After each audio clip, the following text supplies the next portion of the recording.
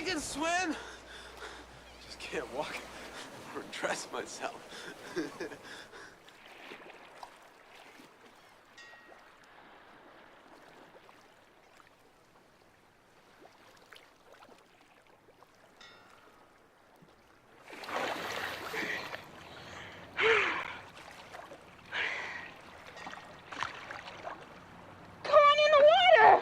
Take it easy. Take it easy.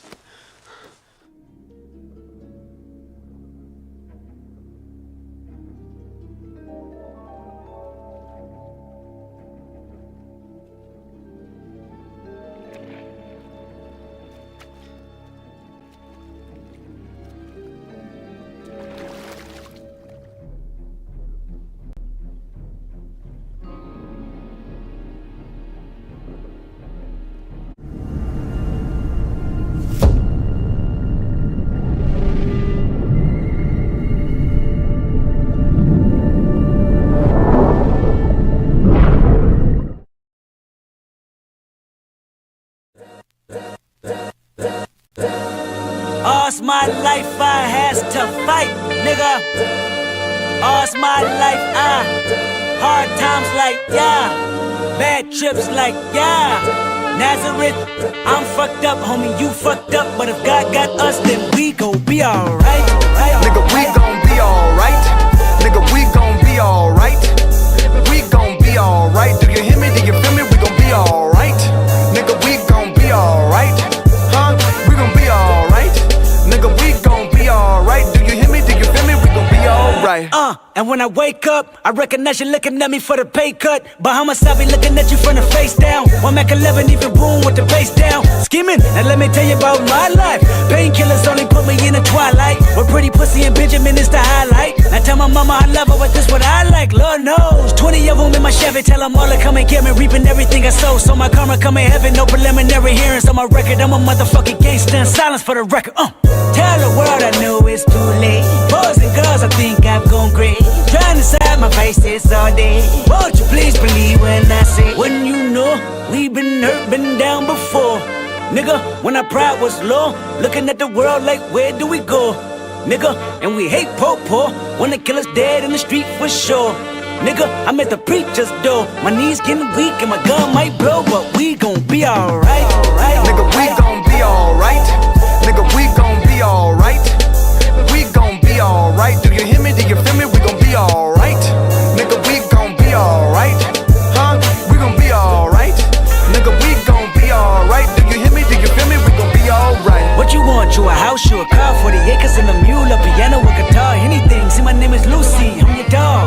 Motherfucker, you can live at the mall. I can see the evil, I can tell it, I know it's illegal. I don't think about it, I deposit every other zero. Thinking of my partner, put the candy, painting on a Rico. Digging in my pocket, in a profit, big enough to feed you. Presence of your Chico, I don't talk about it, be about it, every day I sequel. If I got it, then you know you got it, heaven I can reach you. Pet dog, my dog, that's all. Big back and chat, I trap the back for y'all. I rap, I black on tracks, so rest assured. My rights, my wrongs, I right till I'm right with God. When you know, we been hurt, been down before.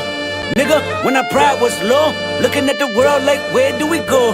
Nigga, and we hate po-po, wanna kill us dead in the street for sure. Nigga, I'm at the preacher's door. My knees getting weak and my gun might blow, but we gon' be alright. Nigga, we gon' be alright. Nigga, we gon' be alright. We gon' be alright. Do you hear me? Do you feel me? We gon' be alright. Nigga, we gon' be alright. Huh? We gon' be alright. Nigga, we gon' be alright. Do you hear me? Do you feel me? We gon' be alright. I keep my head up high, I cross my heart and hope to die.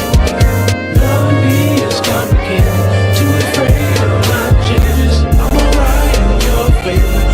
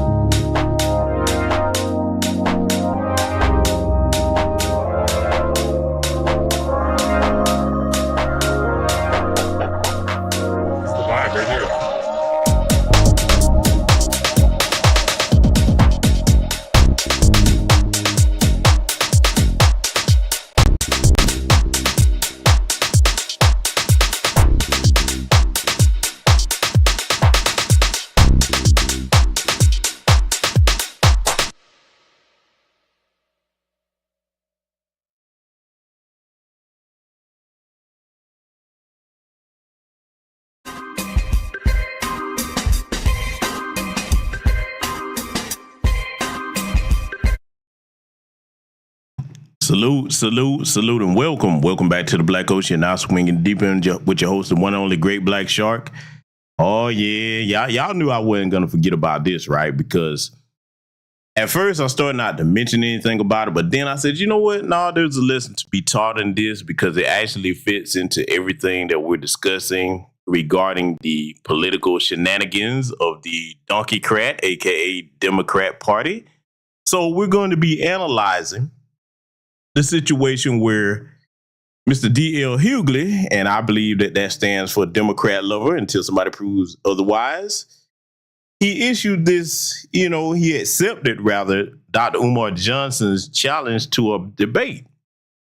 And he thought he was being slick by saying, oh, we'll hold it when in the school cafeteria or whatever he was saying. So again, y'all know I've said this for a long time now. Regardless of whatever differences you have with somebody, and I'm directly addressing men when I say this, okay, for a reason. When men in particular have a disagreement with somebody, it's because we don't like them. Doesn't mean we start lying on them. I mean, as much critique as I have given Dr. Umar Johnson on some of his views over the years, I agree with some things. There's certain things I disagree with. It's right here on the channel if you want to see what those things are. But one thing I never did, I never jumped on the bandwagon of people talking about when he made it confirmed that he bought 2 buildings and was renovating the school. I was never one of the people, because I have a disagreement with some of his ideology, that I said, where the school at? You ain't got no school. That makes you look stupid as a man. And it also destroys your integrity and your credibility. Because you don't like somebody doesn't mean that you start lying on them. So the man has the schools. Now, when they're going to open, still yet to be seen. However, I do know this. Dr. Johnson made it quite clear that the parts of the school that were functional and up to code were ready to host the debate. So now, being the clown that he is, or as I like to call him, a pit of them folks, okay? Because, that's what he does. He shuck and jive for mouth, so we clearly see we're going to get into that here tonight. He wasn't expecting Dr. Umar Johnson to say that, okay? Because I guarantee you, he probably thought that the man didn't have a school, or probably thought that either if he did think he got the buildings, he probably thought, well, there's nothing open where you can come and host anything like that. And Dr. Umar Johnson has been inside of his school buildings, and both of them on the campus, what have you. So the man is telling the truth about that, okay? Now, DL went back on his radio show and started trying to make jokes. I'm like, listen, man. Yeah, if you on stage cracking jokes, that's your profession. But see, and the reason why I'm stressing this amongst men, let me talk to the young black men for a minute. When you give your word about something, your word is supposed to be your bond. Like they say, okay? The reason I'm making a clear demarcation between men and women, no disrespect to the women, but hey, it's a cliche saying, hey, it's a woman's prerogative to change her mind. Men are not supposed to operate that way. When we give our word, whether we like it or not, difficult circumstances come up, that's the true demarcation of a man. If you keep your word, even when it's difficult, even if you don't feel like doing it, your word comes out your mouth. Like the Bible said, let your yes mean yes and your no mean no. Okay? So now DL, Democrat lover Hughley, got around his little cronies and, he started clowning and, trying to make a joke out of Umar. But see, if we're just looking at off the strength of, if we were judging this by a tribunal of manhood, okay, man code, Dr. Umar Johnson is up to code. He issued the challenge, you accept it, now you backing out. And see, this is something we're going to get into tonight about the type of men that support the Democrat Party at this point. You really don't, you're males. You have not earned the right to be called men. See, I'm one of the people that when I go there, I'm not going to do all that politically correct BS. We're going to call this out like it need to be called out. That's embarrassing, okay? That should be embarrassing. But see, let me correct that. That would only be embarrassing if you're the type of man that have some type of integrity about you. If you like DL Hughley, Roland Martin, the rest of these shield billies, as I call them, you don't have any integrity or shame, okay? Honor must be present before you have any type of shame. They don't have any honor. So that's what the broadcast is going to be about tonight, just letting y'all know where we're headed. So with that said, let me scroll up and greet my esteemed guests in the building. I see Jason Ferreira in here. Let's see. I see Scylla T in the building. Tanisha Murdoch, I see you. Good brother Tony's in here. Hot One's in here. Willie McKinley is in here. Sakina's in here. BX Boss 456 is in here. Diesel Mike on the highways and byways. Salute to you, good brother. Hope everything's well. See my brother Bruce in here. Doc Robinson Jr. Okay. Ms. Ill, salute to you and your husband. Only Pamela's Way. Lee Holmes in the building. Let's see my gorgeous Lieutenant Tam Chan. Haven't forgot about you, sister. Haven't forgot about you. Back to business. I'm going to make a note of to get with you right after the broadcast here. Been a lot going on, as you're going to see here in tonight's broadcast. Black Truth United. I see you. Dad Miller TV's in the house. Let's see. CRU Reality. Salute to you all and anybody else that'll be joining us in attendance here tonight. Oh, yeah, we're about to get down with it today. Salute to Seven Skills and the Prince of Paraphernalia in the building. We're about to get down to brass tacks tonight because, see, this one is going to sting. Oh, boy, if you're a Shieldbilly, you're going to feel some type of way about this broadcast tonight because, see, I'm one of the old school souls here, being a Gen Xer. And even then, I'm going to be honest with y'all. And maybe y'all can tell this. A lot of y'all probably going to laugh about this. Even for a Gen Xer, I have an old spirit, okay? I honestly think that, I was born in the wrong century because when it just comes to certain things, man, that's why I'm a bit more rigid than most that have these platforms when it comes to correcting certain things, not playing games about certain things. It's just I live by a different code, man. And sadly, today, amongst a segment of our men, that's becoming extinct. See, where I come from and the way I was raised, when you don't keep your word, man, that's supposed to be a shameful thing when you come around other men. You see what I'm saying? It's almost like, you could feel that the looks of them at you like, yeah, that's that clown right there, boy. Don't listen to nothing he say. You don't keep his word at all. You know what I'm saying? Then when other men start to view you that way, hey, man, you lose the respect of your community of men, okay? You are, look, I'm just going to be honest. No disrespect to the women listening, but amongst the men, when we see brothers that carry themselves that way, we put them in the category of women. Because like, yeah, man, you basically like a chick that changed her mind and then expect there to be no consequences behind that and everybody's just supposed to accept it. That's where we put you, okay? Again, I love you, sister, to death, but we just speaking facts over here tonight. In general, I'm not saying there's no women that ever keep their word, but y'all know the general phrase is a woman's prerogative to change her mind. So DL, I'm saying it. Dr. Umar is not saying it. Speaking for myself, I view you as a woman now, okay? Until you put the jokes down, funny man, and go and debate this man on intellectual issues. But see, I know why you won't do that. Before I get into, a little bit something lighthearted before we start here tonight, I got to get this out. I know why you won't do it. Not only DL and any of the rest of them that won't debate somebody like Umar Johnson, regardless of whether you agree with him or not. The man is very brilliant. I have never taken that away from him, never will, okay? And he does do good work in the community in certain aspects, okay? Reason why they won't speak out, though, let me tell you something, fam. And I want the average black man and woman listen to the sound of my voice, whether you FBA freeman or non-FBA, to listen to what I'm about to tell you. Because sometimes in our community, sadly, there's some of us, and I understand the reasons why, they tend to look up to celebrities, especially if they're very wealthy and you envy their life, you want to live vicariously through them. Let me tell you something you should never envy. Some of the wealthiest black celebrities amongst us, whether they FBA or not, they're not free. They're beholden to white corporate masters, and somebody can snap their fingers and tell them, hey, you better not talk about that. I don't care what kind of radio show you got. Fact of business, I gave you a radio show.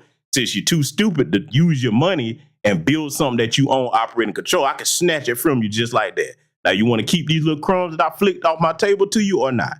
That's where DL and the rest of them are. And see, for me, let me tell you something. I couldn't look at myself as a man. Think about how that binds you as a man. All the men in here gonna feel what I'm saying, okay? You think about how that puts shackles on you as a man. You got to get up knowing that somebody can snap their fingers just like you back in the plant on the plantation, okay, and tell you what you better not do. Now, you got all this wealth. You can afford to buy relatively anything you want, go wherever you want. You don't want for nothing. But after the master get finished sunning you, now you got to go back in front of your wife and kids. Even if they didn't see it, that's supposed to do something to you as a man, dog.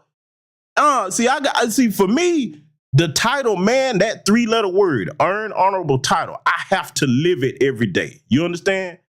I got to get up knowing every day of my life that when I get up, I'm living that, okay? I ain't gonna be, just think about how they have to swallow that. So what I'm saying is, even for those of you that may never see their kind of wealth, you have one thing they don't. You have the integrity to go about your business and keep your word. And then if you are in a position, okay, where you can't do something or what have you, it's not because you don't want to. It's just because you don't have their amount access to their amount of capital or their network. You understand? So basically what I'm saying in layman's terms, in case that went over anybody's head, what I'm saying is each and every one of you, even if you far removed from the type of wealth of a DL Hughley, you're better people than them. You understand? You're better people. I said it, okay? So that's one of the messages we're going to get across here tonight. We're not done, though, because, see, as y'all can tell already, we about to be cooking. But as usual, we're going to start off with something a bit more lighthearted, okay? We got to get the ha-has in here because I hope everybody's having a fantastic weekend, by the way. Okay, I'm doing very well. I'm in a good mood. At the same time, I'm going to clown these goofies here, okay? So we're going to start out with something a little bit lighthearted here. I got a couple of things we're going to start out with tonight that's going to kind of put a smile on your face, man, okay? And it's about going to be as lighthearted as it's going to get tonight. We're going to fry some clowns here tonight, so we'll go ahead and get started. You after you ate somebody whole booty sandwich. Now it's different because you're using my card for your card extracurricular activities, and I just keep it gangster. I wouldn't even trip on that. That ain't gangster. You know what I'm saying? Oh hell no, man. Listen, Tamar, we don't care about none of that shit. You done let Colonel Paul Wall Sanders embarrass you all over this internet, not once, but several times. You done put that white man on a pedestal so damn high, and he out here treating you worse than a nigga. Your nose so far up that white man's ass that it must be stuck in there, cause where the fuck is your nose? That white man done stretched your ass out so much, you on this hoe looking like the Mummy Returns. He done took your damn soul. Ain't you a damn Braxton? Your ass out here acting like Braxton P. Hardner breed. Just let white folk do your ass any kind of damn way. And I wasn't even gonna say nothing, but you done pissed me off. You done gave that white man your damn credit card. They already ahead of us. You gonna give him another leg up? Where the hell is he getting money from you? He white. Ain't that the whole point of getting a white man is for the money? Who the hell go to the other side and go get a broke white man? You might as well kept that money in the family. A nigga wouldn't even be bold enough to do some shit like that to you. You get the hell out the internet over here complaining about being niggered by a white man with that Ghost Rider ass nose. Sit your country ass down, man. Hey, that's my brother, man. My good brother, my partner, Marcus. Please follow the brother on Instagram. It's the letter U, Marcus on Instagram. They was messing with the brother's old one. Very funny comedian in my opinion. If you hadn't caught his show, The Mainstream, go over there and subscribe to that channel, man. It's a family comedy show, okay? He has his mother on there and his cousin Chad. All three of them are hilarious, man. Very talented, okay? That brother's going to go foreign because, see, one of the reasons I brag about that brother, he has integrity, okay? And see, you know what? There's a situation that he was going through that I want to comment on so bad, but I'm debating on whether I should do it because there's some lesson to be taught in it. But I'll say this. I'll say this for now. Brother Marcus, you're going to be all right, okay? You're your own man. You're a grown man. You're very talented. And anybody that call themselves trying to stand in the way of somebody that has talent, they can't stop you, man. The only person, I'm saying this to all of y'all that's listening, if you have a talent, the only person that can stop you is you if you let outside haters or what have you start to get into your head. So that's as much as I'll say about that situation. Now, a lot of y'all probably know the situation I'm talking about. I was disappointed when that happened or what have you, but they're not going to, one monkey ain't going to stop no show, okay? So I'll leave that there for now. Got to get to these other two sponsors here, though. Oh, yeah. Y'all know we got to bring her up here, right? Because I know all of y'all appreciate this person here. She's a very wise, very intelligent person. We must pay honor and tribute to your Ski Weave VP. Let me tell you guys about I have a plan. I have an incredible plan to lower inflation. If you elect me, inflation is gone. Wow. That's incredible. It's true, I am. Why can't you just do it now?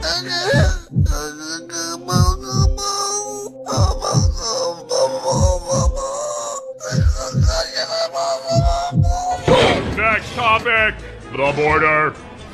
If you... if you elect me, I've got a plan to stop all the border crossings. Amazing. What a leader. Visionary. Why can't you start on that now?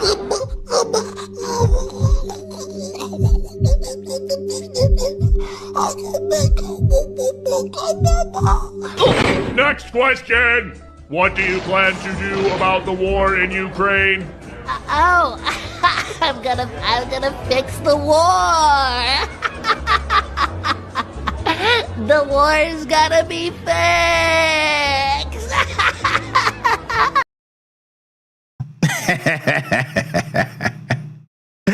Oh, that damn Ski-Wee VP. Hey, look, let me ask a question before I show you this next one here. Does anybody in my chat room feel compelled to vote for the Ski-Wee VP after that evidence? Maybe that changed your mind. Maybe we all got it wrong. What do y'all think, huh? Are we being too hard on the Ski-Wee VP family? Yeah, are we? Okay, do the Shield Billies have it right? Are we mistaken? Is she gonna get your vote? I'm just asking. Look, do we have any Shield Billies in here? Shield Billies, where are you? Is there anybody that's gonna vote for the Ski-Wee VP? Don't you want to see her be the next commander-in-chief? Look, don't y'all love that cackle that she has? Listen, look, maybe, just maybe, okay? Maybe if you decide to go ahead out there and vote for her, she'll give you her secret tub wash greens recipe. Don't y'all want that? Doesn't that sound delicious? Boy, hey, Super Ray, brother Super Ray, if you're listening, if you hadn't done it already, we need you to go ahead and make a meme out of that, them tub wash greens. Brother, I know you got a song on deck, but until he does, we got one more to play for y'all here, family. Thank a union member for sick leave. You better thank a union member for paid leave. You better thank a union member for vacation time. He even called for termination of the United States Supreme, the supreme land of our nation, the United States Constitution. Did you thank a union member today? Did you? Family, everybody in chat, did you thank a union member? Did you thank one? I'm just trying to figure it out. That's a burning question, man. Listen, man, y'all better thank one, okay? Listen, man. But anyway, we had to get the jokes out of the way because, boy, we finna get down to brass tacks now. Because before we get into tonight's subject matter here, oh yeah, y'all know it. Oh, gruesome Newsom. Oh, we got to talk about him. Yes, we do. Yes, we do. Okay, now what you're looking at on the screen here, and I hope everybody can see it well, and let me know if you can hear me loud and clear in the chat room. If not, I will get my microphone adjusted and take care of that post-haste. Oh, y'all know what this is, and if you don't, you're about to. It's dated September 6th, 2024, okay, in the year of our Lord. Let's scroll on up and read this. Oh, boy, old gruesome Newsom had put out a statement. Yeah, gruesome. We gonna read your statement.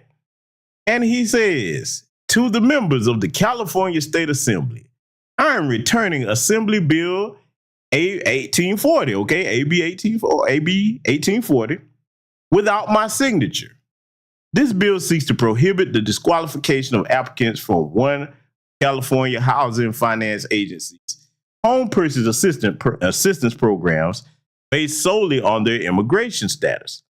Given the finite funding available for Cal HFA programs, Expanding program eligibility must be carefully considered within the broader context of the annual state budget to ensure we manage our resources effectively. This reason, I am unable to sign this bill. Sincerely, Gruesome Newsom. Well, old Gruesome Newsom. Listen. This is a bunch of hogwash, okay, that you have here. And as you see, this is his letterhead, his stationery here. Gruesome Newsom, what you did was you knew better than to go ahead and pass AB 1840 and then deny reparations bills because, see, let me tell you something. This may sound like a negative statement, but sometimes in order to wake Black America up, you got to kick them in the teeth. I hate to say it, but hey, look, he already knew that if he would have signed that, everybody on code over there, they're watching, they'll be like, oh, okay, you want to play this game? But see, let me say this to my brothers and sisters in California and everybody nationwide regarding what the Democrats pulled with that stunt over there with the reparations bills, okay, and that California Legislative Black Caucus. Oh, and trust me, I'm going to have some content coming up addressing directly what Newsom said. I'm going to have that coming up soon. Just stay tuned. Let me tell you something. Here's the motto from now on that I'm pushing, okay? You mess with anybody in our lineage anywhere, you fight us all everywhere. That's how it's going to be from now on. I heard the statements talking about, oh, what are y'all worried about California stuff for? Y'all don't know our system. Hey, listen, we don't need to know your system. But what we do know is lineage business, and that's nationwide. So you do anything to anybody in our lineage anywhere in this nation, you deal with all of us everywhere. We should have been on this wave a long time ago. And I'm going to tell you why the Democrats are nervous about that. Because, see, let's look at the great state of California and you know, all the cities over there for what it actually is. California, for all intents and purposes, is an entertainment state, okay? Now, you can extrapolate this to the rest of the nation as far as Black America as a whole, but we're talking about California. See, you got to understand that they figure that, okay, hey, you got access to some sports, you got access to the movies. Hey, you even out here where a few of the celebrities are. You can kind of rub elbows with them, see them from a distance, live vicariously through them. Hey, you can go to your concerts and all of that. You can just have a good old time out here.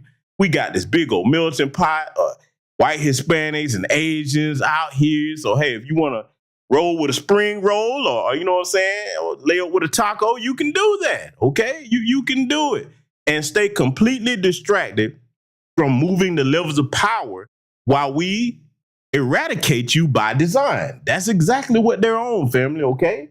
That's exactly what they're on. So now that Black folks, and you got to understand, I give credit to the pandemic, as terrible as it was for this, that pandemic hit a mental reset button on Black America. People started to pay attention to what was really important, and there's no going back for that, okay? So now the brothers and sisters over there in California are like, yeah, nah, we should, look, it's better late than never. It's better late than never. And see, do not underestimate what a small group of focused on code people can do, especially when the rest of the lineage nationwide is behind them to turn these things around. Because right now, let me tell you something. The proper thing to do, let's take it back before we got to this point. The proper thing to do with Gavin Newsom should have been, he should have been recalled. They shouldn't, look, when you go to punish somebody, let me talk to my people nationwide for a minute. When you go to punish somebody, I want you to think of it this way. I'm going to turn all of you, listen to the sound of my voice, live and recorded. I'm going to turn all of you into regions, okay? I'm going to turn all of you into royalty. You know, we often use the phrases king and queen around here. So absolute zero, all right? Absolute zero negotiation after that, all right? None. Can y'all hear me okay? Let me know if y'all can hear me loud and clear, okay? I'm looking at some things over here on my end. It looks like it's all right on my end, but I need to know if it's coming through loud and clear. Give me a thumbs up if y'all can hear me, okay? Because I'm just getting started cooking here tonight. Give me a thumbs up if you can hear me in the chat room, okay? I'm looking. Y'all singing respond because there is a 10-second delay on my end and yours, all right? Good deal, good deal. I'm seeing some thumbs up. Okay, cool. I'm assuming y'all can hear me. So as I was saying, if they get to playing with you politically and you have to get up to take action, you don't let them come and appease you and say, oh, wait, guys, here, we'll do a reparations task. We'll be like, okay, cool, you should have been on that. And that's fine. We'll take that under advisement, but you're still going out of here, okay? And see, for God's sake, family of my lineage, listen to me. When you get rid of these Democrats, don't replace them with another Democrat. See, we're learning in real time. You did that when Lori Lightfoot got out. You put Brandon Johnson there. You see how that worked out. Eric Adams up there in New York. You see how that worked out, okay? When you go to punish somebody, you got to let it be known that, hey, once I move my hand in the direction to touch you, it's not going to be turned aside, okay? They should have punished him then. Like, no, you still going up out of here, okay? So then, when it comes to fast forward today, with the situation that they're dealing with, hey, man, political punishment should be across the board. Everything over there with a D by its name should be gotten out of office. And I'm including Bradford in that, and I'm going to tell you why. If you go back and look at it, Bradford actually voted yes for AB 1840. Now, Gavin Newsom, due to all the political consequences that would have caused, because that would look very bad to deny his reparations, then you go and give these immigrants some more tangibles. You already gave them free health care over there. Okay. Hey, Bradford put yes on that. So he needs to go too. I get it that they tried to scapegoat him by talking about, he was the one that put in an act that finally came out against that. But now, why were you voting yes for AB 1840? That means you're not really for us. Get them all out. Get them all out. I don't care if you respect Bradford for doing that. Why was he voting yes for that? His mind is just as corrupt and damaged. Get him out, okay? Don't let them people play with you any further. See, that's the type of correction that's going to have to be necessary when you deal with them like that, right? So all gas, no brakes. Put political feet in their ass. It's time for us to grow into a season of political maturity, and we're going to have to be ruthless to do that because we owe these people. Look how long we've been taking that from them, family. We owe these people political punishment. You don't have any reason, if you're in California, to feel bad about getting them out of office. They ain't feeling bad about what they putting you through. Look at that sky high prices that y'all paying on little old tiny homes, 1 or 2 bedroom, $1 million. Gentrifying the hell out you. They're making it hard for you to be legitimate business owners out there. Look at all the hell the business owners out there, the black business owners catch, okay? Huh? Then the Nuri Martinez tapes came out. Okay, you see how they sitting there plotting on you and everything. So, you better stand up for yourselves over there if you're in California and punish these people. And y'all got the power to do it because the rest of the lineage nationwide is behind you, okay? Trust me, I do more than just talk on this microphone. You better understand that.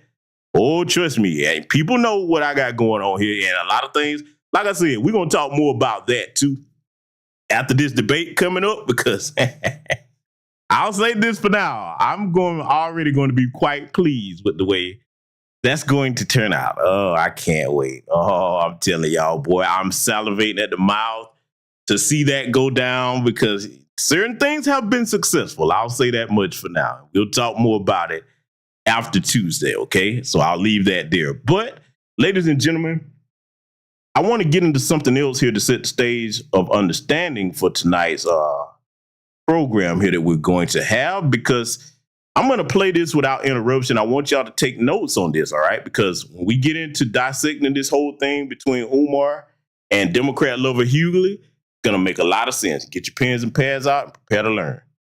The corporate takeover of American politics started with a man and a memo you probably never heard of. In 1971, the U.S. Chamber of Commerce asked Lewis Powell, a corporate attorney who'd go on to become a Supreme Court justice, to draft a memo on the state of the country.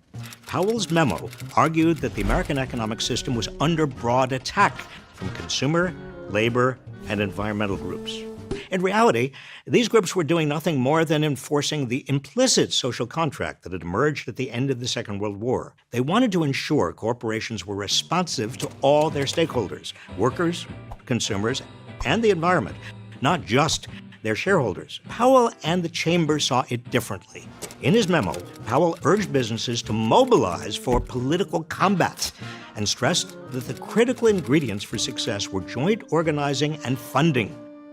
The chamber distributed the memo to leading CEOs in large businesses and trade associations, hoping to persuade them that big business could dominate American politics in ways not seen since the Gilded Age.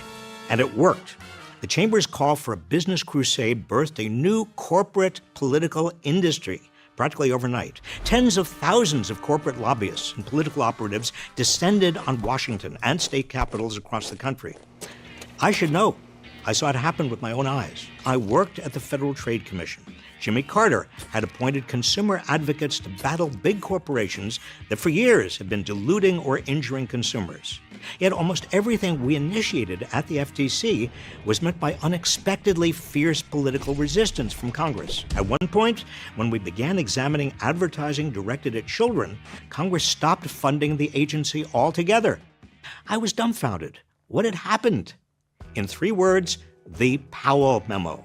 Lobbyists and their allies in Congress, and eventually the Reagan administration, worked to defang agencies like the FTC and to staff them with officials who would overlook corporate misbehavior. Their influence led the FTC to stop seriously enforcing antitrust laws, among other things, allowing massive corporations to merge and concentrate their power even further. Washington was transformed from a sleepy government town into a glittering center of corporate America, replete with elegant office buildings, fancy restaurants, and 5-star hotels. Meanwhile, Justice Lewis Powell used the court to chip away at restrictions on corporate power in politics. His opinions in the 1970s and 80s laid the foundation for corporations to claim free speech rights in the form of financial contributions to political campaigns. Put another way, without Lewis Powell, there'd probably be no Citizens United, the case that threw out limits on corporate campaign spending as a violation of the free speech of corporations. These actions have transformed our political system. Corporate money supports platoons of lawyers, often outgunning any state or federal attorneys who dare stand in their way. Lobbying has become a $3.7 billion industry. Corporations regularly outspend labor unions and public interest groups during election years, and too many politicians in Washington represent the interests of corporations, not their constituents. As a result, corporate taxes have been cut, loopholes widened, and regulations gutted. Corporate consolidation has also given companies unprecedented market power, allowing them to raise prices on everything from baby formula to gasoline. Their profits have jumped into the stratosphere, the highest in 70 years. But despite the success of the Powell Memo, big business has not yet won. The people are beginning to fight back. First, antitrust is making a comeback. Both at the Federal Trade Commission and the Justice Department, we're seeing a new willingness to take on corporate power. Second, working people are standing up. Across the country, workers are unionizing at a faster rate than we've seen in decades, including at some of the biggest corporations in the world, and they're winning. Third, campaign finance reform is within reach. Millions of Americans are intent on limiting corporate money in politics, and politicians are starting to listen. All of these tell me that now is our best opportunity in decades to take on corporate power at the ballot box, in the workplace, and in Washington. Let's get it done. Now, you heard that, family. A lot of you probably did not know about the Powell Memo. Well, you know now, okay? And hey, listen, man, information, when it's accurate, that is your ammunition if you choose to act upon it. And I'm going to give you some more information to use as ammunition. And I brought this up before. You can go to fec.gov and type in the name of your favorite political figure, wherever you are. And you can see which corporations own them, okay? This is why they don't listen to the people. Because, see, due to the Powell Memo, as you just heard and saw there, that allowed, a great deal, the corporations becoming people and giving them free speech rights. And now they're just able to flood all kinds of cash into these politicians' pockets and own them like political prostitutes. When the average, look, let's break this down because, see, I'm going to thread another needle with this before we get started analyzing this Umar and DL situation. A lot of people don't understand that you're not going to fight these corporations as an average citizen if it just comes down to you outspending them. Let me tell you something.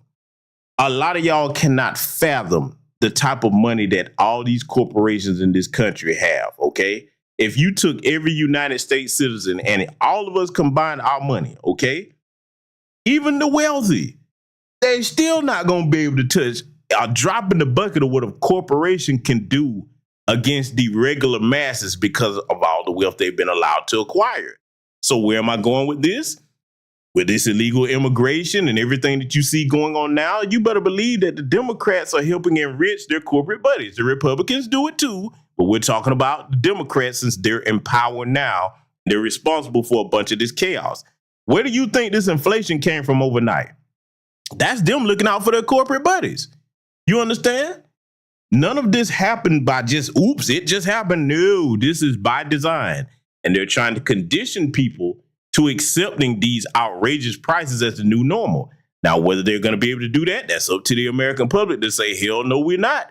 Not only is it not going to be like this, you're going to put these prices back to the way they were. And trust me, they can, okay? They can. It's up to us to make them do that, all right? So when people actually get tired enough of it, trust me, just like Gavin Newsom backed down on signing that AB 1840 bill, they'll do the same with all this ridiculous inflation, okay? Because, see, the thing about corporations, when you let them take an inch, boy, they will run a country mile with that and not come back. If these bootlicking politicians allow it, okay? So you better understand that these goofies that's in office right now, and see, you know me, I always tell you to follow the money. Sitting up here talking about ski VP and vote blue no matter who, they don't understand that the average person over there in the Democrat Party is a multimillionaire. Look at little horse face Alexandria Ocasio-Cortez with a little buck-tooth ass. She was a bartender before she came in 2-3 years. Now she's a multimillionaire. Come on, man.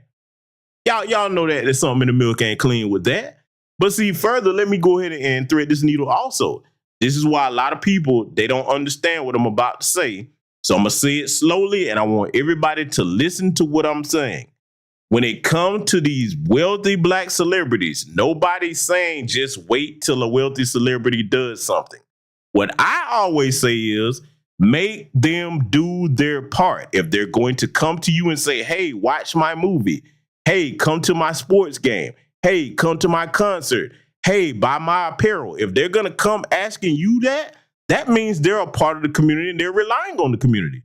So when it's time for them to do their part, not do it all, because a lot of people, when you say that, they think, oh, man, you saying wait for Michael Jordan and Oprah. No, I'm saying that everybody that's black that wants to have us contribute our economics to anything they do and give them the credibility because we make the trends in this country, they should be allowed, they should be required, rather, to do their part, okay? See, we give them a pass too much because you better understand, just like I said about the corporations, on a smaller scale, they can do far more than the average person, okay? Far more. So that's where I stand with that, all right? And I'm not going to back down off of that. I mean every word I said on that. And I'm one of the ones that don't shy away from calling them out about that. Now, you have some that do. I got to give them their credit, but it's a small percentage, okay? And now, speaking of that, we're going to get into one of the bootlicking flunkies that we're talking about here. So now we're going to go ahead and jump into analyzing this Umar situation. So we're going to go ahead and bring y'all up to speed in case those of you listening don't know what we're talking about here. And then I'm going to stop it and give my critique where need be. Let's get started. I want to ask you about your opponent, Donald Trump. Okay. I was a little bit surprised. People might be surprised to hear that you have never interacted with him, met him face to face. That's going to change soon. But what I want to ask you about is what he said last month. He suggested that you happened to turn black recently for political purposes, questioning a core part of your identity. Yeah. Any same old tired playbook. Next question, please. That's it? That's it. Okay. In all these. Now, I'm playing this before we get to the Umar conversation because the debate, in case you don't know, was supposed to be over whether Kamala Harris is fit to be the next president of the United States. So I'm reminding you that who DL has cape on for here. Let's let it continue. Speeches, as good as they were, is that she's in the White House right now. Democrats have controlled the White House for 12 of the last 16 years. And for all of the talk about division and the problems in the country and people are hurting, Democrats have mostly controlled this country. Trump had it for 4.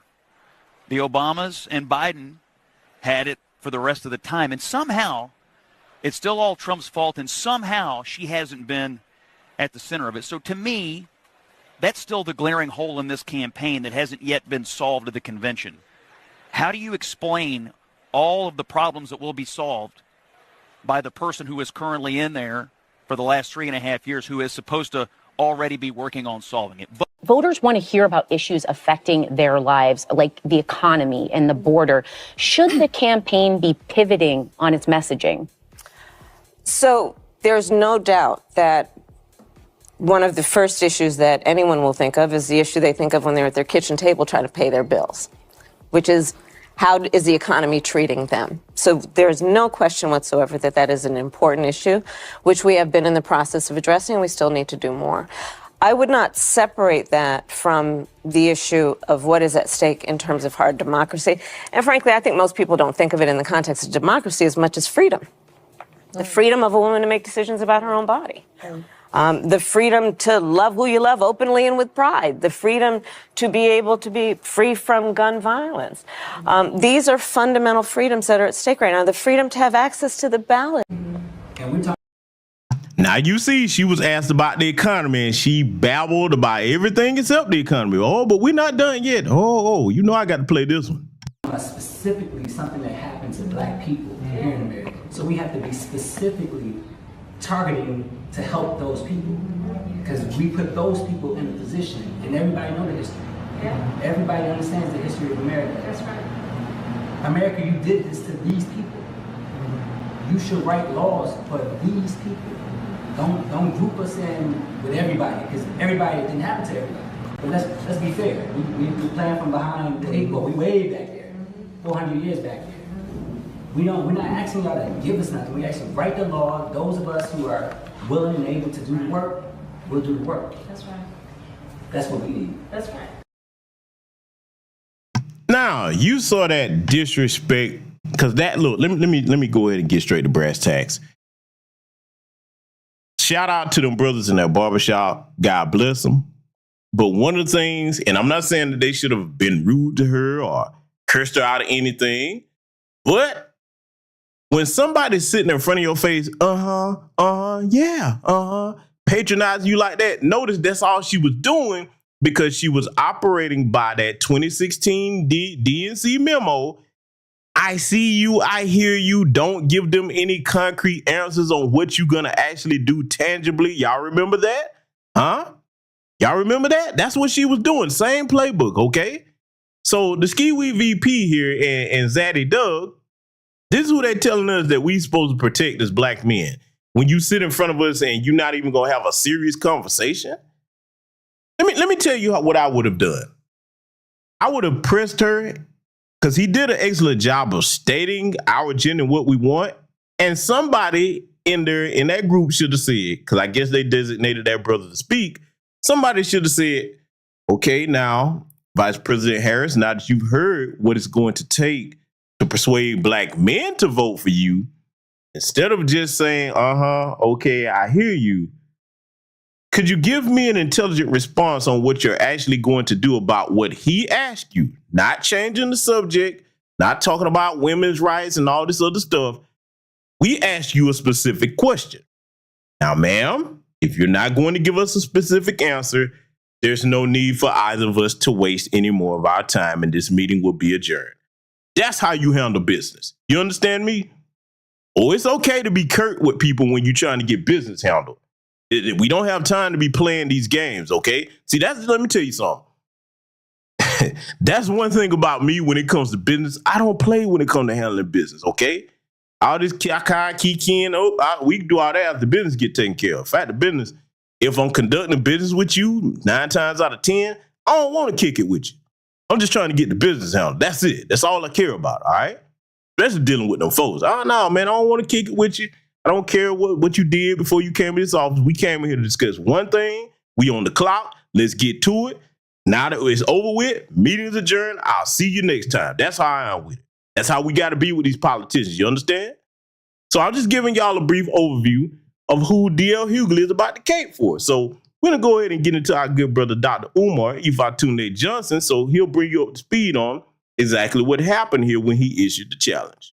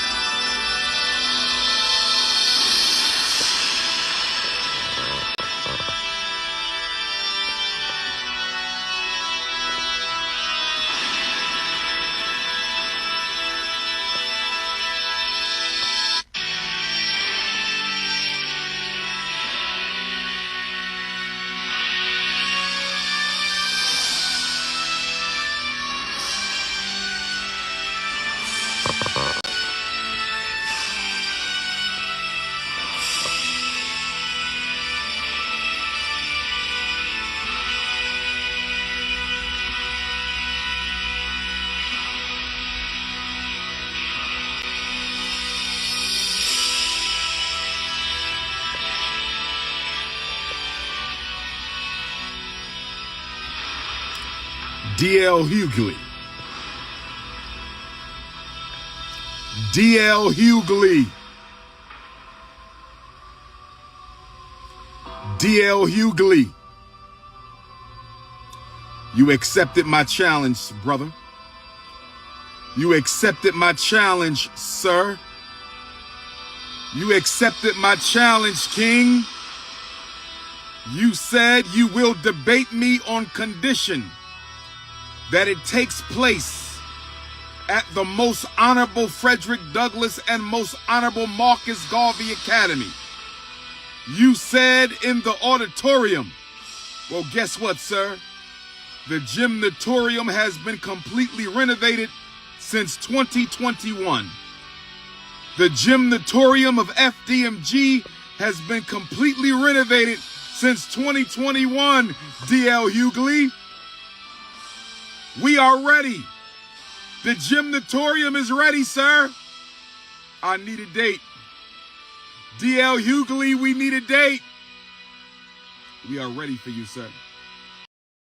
Oh, yes, DL Hughley. You accepted the challenge and we need a date, sir. The auditorium is ready. Now you must come here and stand on the words that you said and tell us why America should vote for the Ski-Wee VP, but you won't do it. You are afraid of King Kong consciousness. You are afraid of the Ski-Wee VP. We will bury you with intellectual facts. Oh, yes, we will. Let's let it continue. Wilmington, Delaware. Kings of Comedy versus King Kong Consciousness. You can't back out now. You belong to a fraternity of men. No chickening out now, DL Hughley. We need a date. The Kings of Comedy versus the King Kong of Consciousness. Should Black America vote for Kamala Harris? Is the Democratic Party the party of the American African? Are we supposed to get something for our vote? Or are we just supposed to go and vote? DL Hughley, I'm ready. Steve Harvey, I'm ready. Ricky Smiley, I'm ready. Kings of Comedy, I'm ready. The school is ready. The gymnatorium is ready. DL Hughley thought there was no auditorium. He thought the auditorium wasn't ready. Well, DL, the gymnatorium is a separate building. The gymnatorium is a second building. The gymnatorium is a second building, brother DL Hughley. It's been ready for more than 3 years, sir. We haven't used it because our goal is to open a school, not just a gymnatorium. But for you, sir, for DL Hughley, for the great actor, comedian, radio personality, we will open it. You can run, but you cannot hide. King Kong Consciousness will find you. Intercontinental Ifa Tunde will find you. The notorious RBG will find you. You can't run now. You can't run, sir. This is all in respect. We ain't beefing, we brothers. This is all in respect. We ain't beefing, we brothers. But there's a war for the black vote. There's a war for the black vote. Election 2024.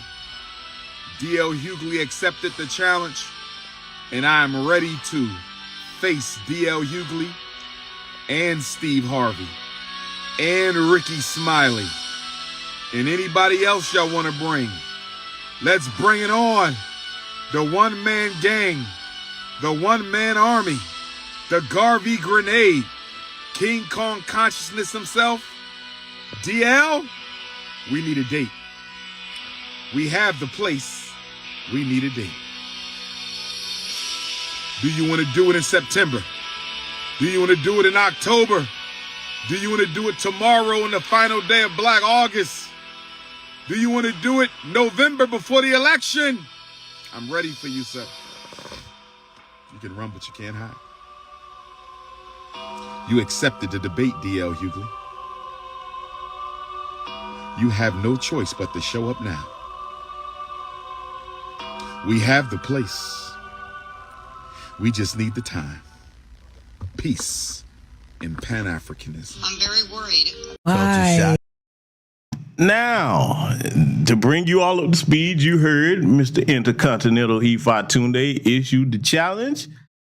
And hey, listen, man, let me tell you something. I honestly do believe that even if DL came with Steve Harvey, okay, and Ricky Smiley, I believe Umar can handle all three of them by himself. I honestly do believe that. I said it before, and I believe that. If they're sticking to debating this subject here, but see, this coward, we're about to hear the coward's response, Democrat lover Hughley. We're about to hear his response, and we're going to critique this. The coward sit here and try to make a joke out of a serious thing. See, let me tell you something about manhood. I don't know where DL fell off at when the folks bought him, and now they control him, they own him. But in the black community, when it comes to manhood, like I said at the beginning of the broadcast, if you're going to go out there and run your mouth and talking about, okay, what's going to happen, this, that, the third, you better be able to back it up, okay?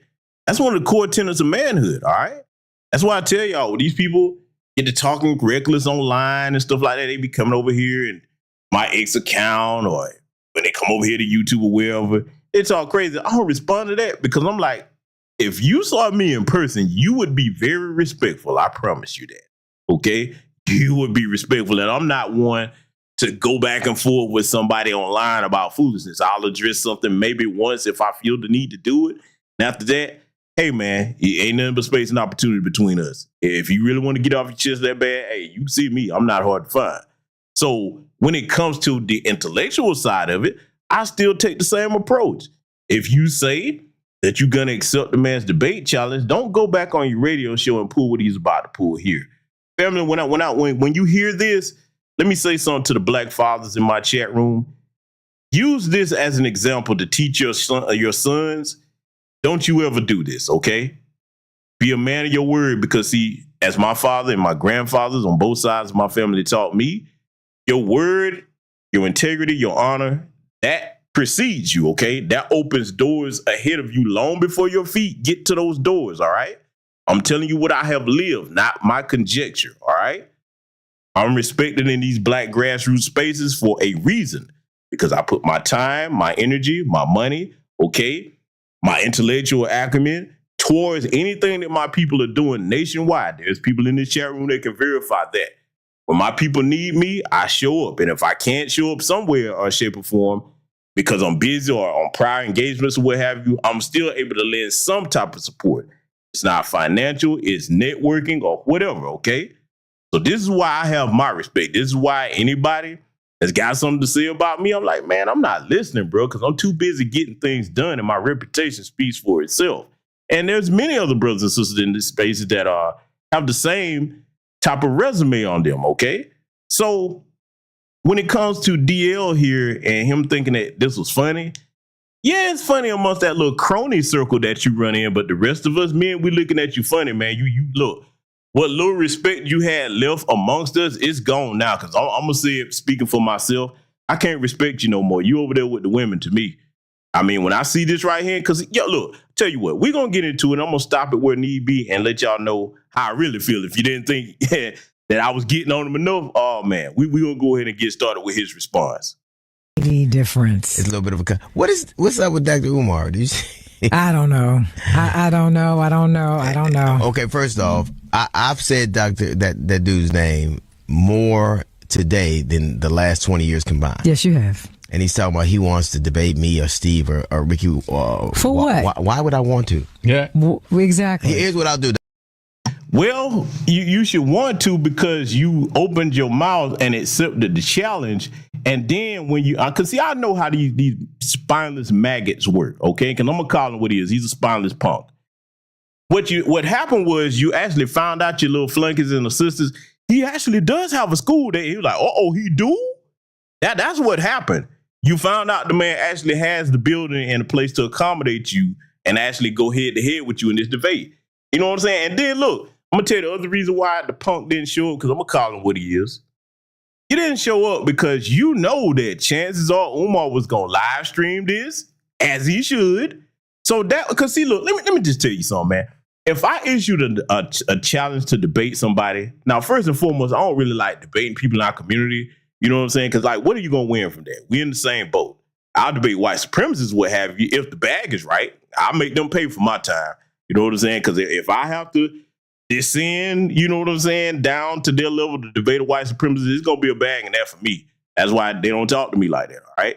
But when it comes to our people, if I was gonna go there and debate back and forth with another black person or something, and I gave my word I'm gonna show up, I'm gonna do it. And see, here's the thing, I wouldn't shy away from it being live, because if I feel that I have the better ideology, if I feel that my convictions are right, if I feel that my information is factual and I can stand behind it, I can do it in front of a camera. I can do it in front of an audience. I can do it in front of a podium, a stage, wherever we at. I will back that up and stand on what I'm saying. And if I'm proven wrong, I will concede before the audience. Hey, you know what? The best man won in this one. I have to concede the facts. See, these celebrities, their egos mean everything to them. And see, I don't like how a lot of times they try to big time people like that, because first and foremost, Umar may not be well, he's entertaining, but he's not a professional entertainer, okay? He's not an athlete or celebrity like a DL Hughley, but he is respected, okay? Look, just because I disagree with a lot of the pandering he does doesn't mean I don't respect the brother. I've had conversations with Umar. I've met him briefly on certain occasions. I respect the brother. I do. I may take strong stands against certain things he said, but I do respect the man, okay? And I respect the effort that he's trying to put in his own way for the community. Now, critique the way he goes about it. Sure, that's fair game, but he's at least, I'll put it this way, between him and DL Hughley, Umar would get more respect on the black grassroots as far as what he's trying to do for black people. What you do, DL, we call you and we don't laugh at something. You're not really that funny anymore, to be honest with you. You heard what Bernie Mac said, rest his soul, man, on the Kings of Comedy tour. He was talking about a lot of them phony clowns. Bernie was the only real one out the bunch, man, to be honest with you. Rest in peace to that brother. They don't make them like that no more. But see, when it comes to dealing with DL, Democrat lover Hughley, if you had to put up your resume versus Umar's as far as like what he do, because see, let me go here for a minute. Casting the school aside, we get it, the school's not open yet. Got that part. There's a bunch of black parents right now that Umar said, hey, I need y'all to go ahead and just pull my resume out about what I've done. He's helped a lot of black parents with issues with their kids and dealing with these public food systems, as I call them. So that man is not Hollywood like that. You can talk to Umar if you talk to him like you got some sense in public, or if you're able to reach the brother by phone, you can talk to him then. Just talk like you got some sense. That's what adults should do anyway. So I would challenge DL to put your resume up against his since you're trying to clown the man in big time. I can't stand that. And see, that's another thing that lets you know how far removed from average black people a lot of these celebrity bootlicks like him are. Because at the end of the day, like I said at the beginning of the broadcast, you got all that wealth over there from your comedy, advents, and other things you got going on, but you're not a free man. Because see, I guarantee you, Democrat masters, they probably took a look at that and said, hey, whoa, you better not. Because look, he ain't going to admit it. DL, you're not going to admit it, but I know. And I know this burns you. If you have any small measure of integrity left, it burns you when your Democrat masters tell you that, hey, even if you thought about going to do that debate, boy, you better sit down, boy. I didn't authorize that. Master didn't tell you to jump up off the plantation, hopping Bob. That man will eat you up, man, on this issue right here, because Umar, I've shown y'all on this channel where he was debating all them shillbillies that was coming out there. Man, he was tearing them up left and right. They couldn't say nothing he said was a lie. All they could do was get emotional, start calling them names, start making up lies. And that's what the shillbillies are good for. So that's all we would have saw with that. Let's let it continue. Dr. Umar, I'll debate you in the auditorium of the school you were supposed to have built with all those donations. There you go. Like that's what I'll debate you in the library, or we could do it in the cafeteria. How about this? We'll debate on this school bus with the kids who are going to the school you're supposed to be built while we're listening to my show. But look how dumb this is. Why is he so focused? Oh, you're right. It is very dumb. Oh, yes, it is very dumb. It is dumb indeed. It is dumb. And I'm going to tell you why it's not dumb on Umar's part. It's dumb on your part. And see, look, I got to go here with it for a second. The problem is this, all right? When a woman chimes in and then you get quiet and just let her take the lead on that. See, DL, this is something that I can tell that you long divorced from. And ladies, I want you to listen to what I'm saying. This might sound offensive, but I'm not jabbing at you. I'm talking about manhood, okay? In our world as men. When you let a woman start chiming in and you get quiet and you go along with that, you forgetting one thing, DL. She's not held to the same standard as you amongst other men. If that was her, his co-host running her mouth and saying, I'm not going to do that, nobody would trip off that. Hey, she's a chick. That's what they do. When something gets difficult with a lot of them, not all, but a lot of them, when something gets difficult, they don't want to do it. They ain't convinced. I'll just back out. Nobody expects me to keep my word the same way as a man does. The flip side is not the same when it comes to dealing with men. So I can tell that he's so far removed from that he doesn't even understand how bad that made him look. Why you trying to big time Umar? Let's let it continue. That's on something that really, at this point, it's not. He wants to be relevant, and you know what? There are a lot of people that he could talk to. Not me. I'm not interested. I don't dislike him at all. I just don't think I don't think he's interesting. I don't think he's interesting. I think that a man who says. Notice the Freudian slip that he came up with there. I think he's interesting. I don't think he's interesting. See, you're such a pathological liar. You can't even catch yourself with these Freudian slips that you have. Yeah, I know you think he's interesting because one, you chose to respond to him, and then you open your big mouth talking about you would accept the debate challenge, and then now you're backing out. Boy, this makes you look like a solid stone cold punk, and I'm gonna go here with it because I told you I'm not the politically correct guy. Whoever your wife is. Okay, because as far as I know, I think he's married. Man, let me tell you something, dog. And I want young black men to listen to me on this. All us older brothers, we know this. If you do something like this publicly, and you got a wife that's worth a damn, an actual woman, okay? Never, and let alone if you have beyond a woman, which is a lady, a higher standard of a woman, a lady. That embarrasses her because her name is attached to your name.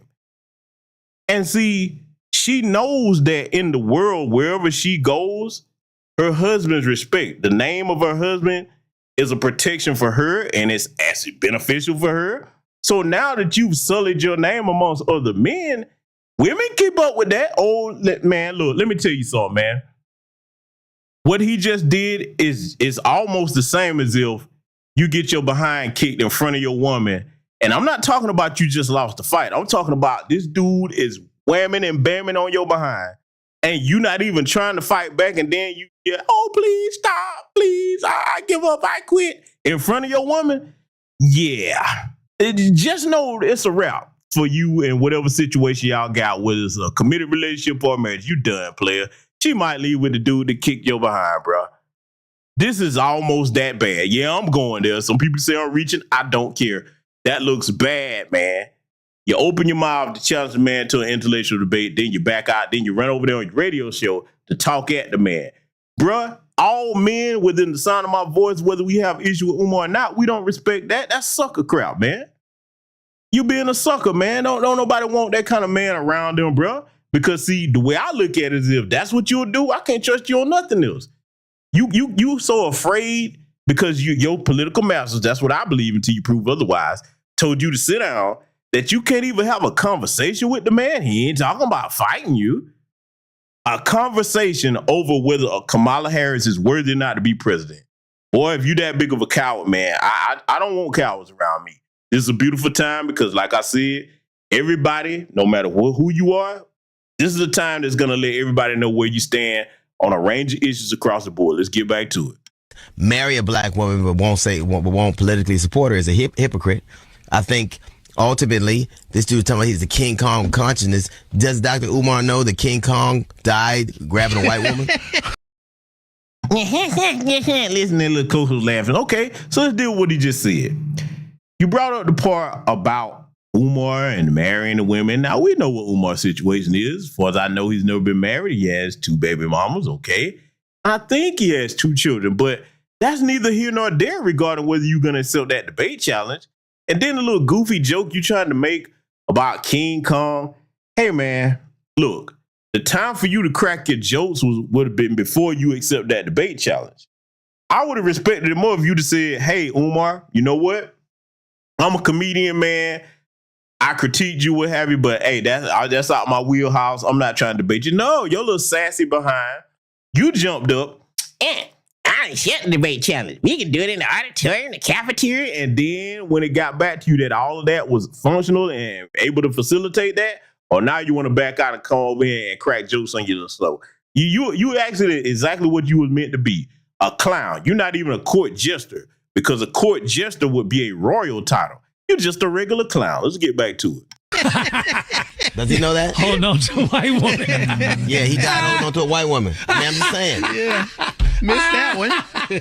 Yeah, he died holding on to a white woman. As a matter of fact, all he did to the black women villagers, is eat them as human sacrifices. That's what they did. I think that people who just sell nothing, you know, I don't know what he does. I know he tells people what to do, who to marry and what to do. That doesn't interest me. And I always ask him for the notion. He bags so much, his hands need to be cups. I swear to God. Nah. Yeah, see, that's another thing I don't like about these clowns like him trying to big time brothers. You know damn well what that brother's resume is. He's an international public speaker, okay? People actually do pay that brother to come and give discourse and lectures for him. And look, I'm not going to put anybody's business out there, but I know people that Umar have done things for free, damn near, to help them promote events, trying to raise awareness about things in the community. I can vouch for that. I know that for a fact, all right? Regardless of all the flaws that Umar might have or whatever, he is a man of the people. He ain't Hollywood like that. See, look, watch this. Let me go here. I know for a fact, on several occasions, Umar have done things for people that are just regular, average, everyday black folks, trying to put on events, help them raise awareness for things. DL, if somebody would ask you to do it, you'd either flat out say no or charge them so much money that they wouldn't be able to afford it. One thing I'll say about Umar, he's not like that. He's not. Say what you want about the man. He is a man of the people. I'll give him that, okay? I don't have to agree with everything he says to tell the truth about the man. But see, this crap right here that DL is pulling, brother, the only thing that I see when you do this, I'm thinking about, okay, if we were standing in front of a circle full of men and then the topic comes up at one of the men in the group that say, hey, man, you know, remember when you said you was going to do XYZ, you know, with the brother so-and-so? And then when you start to give an answer, you deflecting and tap dancing and dodging around it, just like, you know, your idol Kamala, who is not black, by the way, talking about a black woman and he won't support her. She ain't one of us. That woman is a full-blooded East Indian. And I'm saying that with my full chest. I ain't trying to play the politically correct game. The woman is full-blooded East Indian, okay? Ain't nothing black about her. Ain't nothing really. Look, I'm gonna be honest with you. Genetically Jamaican? No, you can't say that either. Her father's Jamaican on paper, but he too is an East Indian, okay? He was born to Irish and East Indian parents. That's what her father was, okay? So where does black come in at? Now, you want to say Jamaican by way of something on some paper? All right, you can kind of try to claim that, but genetically, no, you can't. That you ain't no black Jamaican, ain't nothing like that in you. And you damn sure can't claim Jamaican culture because you don't sound like them. You hadn't been down there enough to have any type of Jamaican patois accent. I guarantee you, if you just caught her Kamala on the fly and said, hey, cook some Jamaican jerk chicken, etc., she couldn't cook any of their food like that. She's not familiar with any of the culture they're saying. She couldn't even tell you her way around that island, man.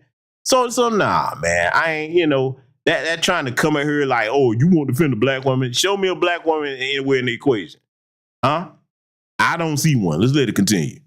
Oh my God. I don't know what he does, but why would I? I just don't understand why anybody would want to take the attention off the most important thing that we all need to be focused on. He don't need to be debating you. He don't need to be debating. Where would we debate at? And what you talking about? And neither one of you are running for office. That's so what y'all debating? That's my total point. There's so many other doctors I like. Now, you know what he would be debating, because in the beginning of this, the topic was debating whether Kamala Harris is fit to be president or not. And that's look, I'll give him this. this is important to be discussed amongst Black America because this affects our future directly. Oh, yes, all of us should be talking. But see, the buck broken men in the Democrat Party, they're in that little shut up and vote crowd, and they've been tamed and trained to just do that. Okay, but see, some of us out here, we ain't going, bruh. Some of us are the slaves that's breaking free out the plantation and coming back to get our brothers and sisters off. Some of us ain't with it. You can't train some of us, all right? Some of us come from a bloodline, literally, where we can trace and see what our ancestors did to get us to this point. See, and that's another thing, when it comes to your family lineage, I encourage all of you, if you haven't done it yet, start tracing back your family lineage and seeing who's in your family. You might be quite surprised at who you're related to once you get further back. I know I was years ago when I started this. And man, listen, some of my relatives, man, I'll say this. Sometimes when you start doing your research on certain things, it really helps you understand yourself. And beyond just your biological parents, it helps you understand, okay, yeah, that's exactly where I probably get that from. You know what I'm saying? See, things as far as the traits that you have as a person are passed down through lineages. You understand? So that's another reason I'd encourage all of you, even if you're non-FBA, learn what your family history is if you don't know it beyond just your biological parents. If it's at all possible for you to start looking at both sides, see where you come from, learn what goes into making up who you are. And it will tell you a lot about the convictions that you have as a Black man or a Black woman. Let's let it continue. I like to talk to Dr. Lavin before I like to talk to him. I like to talk to Dr. J. I like to talk to Dr. Dre. I like to talk to Dr. Pepper. I like to talk to Dr. Scholes before I talk to Dr. Umar. It's ridiculous. Dr. Pepper. I guess they've learned how to cackle like commandments. I like to talk to Dr. Show before I start Dr. Umar. Yeah, ha, very funny. You just lost your stock as far as manhood is concerned, bro. Ain't no man worth a damn is gonna respect you after that. Because see, I'm gonna tell you, a lot of people probably gonna ask you when they see you in public, hey man, why you ain't had a conversation with Umar, man? You run your mouth for a living on your radio show. You mean to tell me that you can't step outside the bounds of kissing Democrat behind long enough to have an actual intellectual conversation with a certified doctor? Okay. A man that actually has credentials, academic credentials behind his name that's wanted to challenge you on your ideology? You can't do that? But yet, boy, the Democrats ask you to do something like Steve Harvey, I'll do this for free. If that's true at all, which I don't believe, bald head liar looking like don't Steve Harvey look like a beaver with a mustache, a bald head beaver with a mustache, them big ass teeth, man? I don't respect none of these shillbillies, man. I don't owe them no respect. Because, see, they don't respect our community. And anybody that will tell our community to just shut up and vote and don't ask no questions, just go ahead and go along with it because they got theirs, you're not a brother or sister to me. You're an enemy to our people. Let's let it continue. Do that. Yeah, I don't care. Do that to somebody else. I'm not interested in that. I think it's hypocritical. You tell Dr. Seuss on line 1. Yeah, I don't care nothing about what you say. I don't listen to you. I don't. And you take yourself so seriously.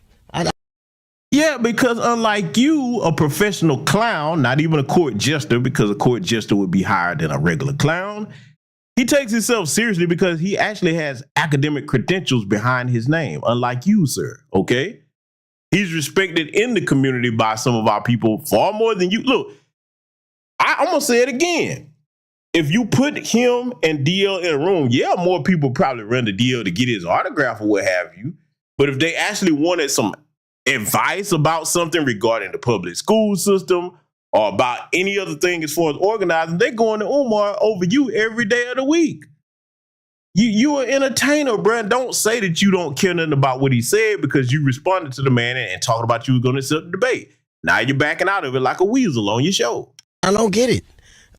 So, this is a thing. Why do you think, and I don't think there are a lot, but why do you think that there are some Black men who just seem to despise Kamala Harris? It's called her political record, you shillbilly clown, you. I mean, I certainly don't think it's a lot, and I don't think it's a pervasive, but the people who do it are loud. See, that's because you're far removed from Black America and the Black grassroots. These idiots actually sit here and they believe this media hype that's been fluffed up behind her. And see, this is why I can't wait for that debate coming up here in a few days on the 10th of this month. You're going to see all of that. Look, you're already starting to see the poll numbers. They admitting it now. Some of them, they're coming out saying, yeah, the honeymoon period is over. Okay. The manufactured propaganda is only going to get you so far. It's going to come a time and place where all of that's not going to help you anymore. It can help you for a little while. Well, see, look, let me go ahead and say this.